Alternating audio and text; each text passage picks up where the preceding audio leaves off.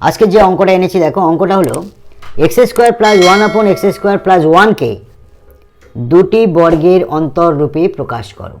এটা কিভাবে করব আমরা? X square plus one upon x square plus ওয়ানকে দুটি বর্গের অন্তররূপে প্রকাশ করো। দেখো কিভাবে করছি, সলভ।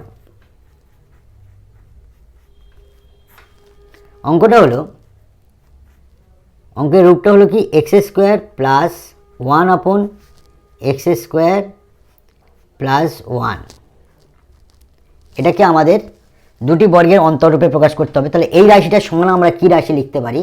দেখো নিচে নিচে সমান দিচ্ছি, তার মানে উপরের রাশির সঙ্গে নিচের রাশিটা সমান হবে, একই অর্থ হবে। তাহলে আমরা এক্স হোল স্কোয়ার দিচ্ছি plus one upon x whole square দিতে পারি।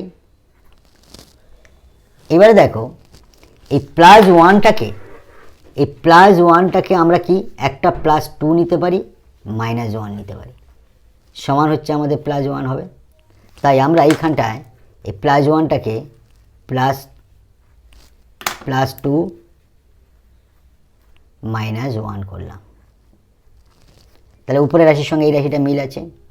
আবার দেখো x whole square plus one upon x whole square plus two, আমরা যদি একটা এক্স এখানে দিই আর একটা ওয়ান আপন এক্স যদি দিই, তাহলে দেখো এক্স এক্স কেটে গেলে এই দুইটা পড়ে থাকে।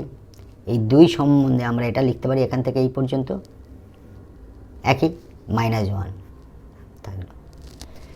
এবার পরের স্টেপ দেখো, এইটাকে এ মনে করলে আর এটাকে যদি বি মনে করি, তাহলে আমরা যদি সাজাই এক্স হোল স্কোয়ার, এটা আমরা পাশে নিয়ে আসবো, two x one upon x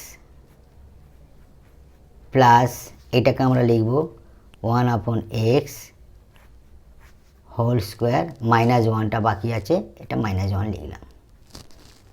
দেখো এ স্কোয়ার প্লাস টু এক্সটাকে এ ধরেছি, ওয়ান আপন এক্সটাকে বি, তাহলে x square plus two x one upon x plus one upon x whole square, অর্থাৎ a square plus two a b plus b square সমান a plus b whole square লিখবো। এটা সমান আমরা কি লিখব, x plus one upon x whole square লিখলাম, একটা বর্গ হলো। অন্তর মানে বিয়োগ দিয়ে আমরা যদি বা ওয়ানটাকে হোল স্কোয়ার দিই, তাহলে দুটি বর্গের অন্তররূপে প্রকাশ হয়ে গেল। It will be answer. Thank you.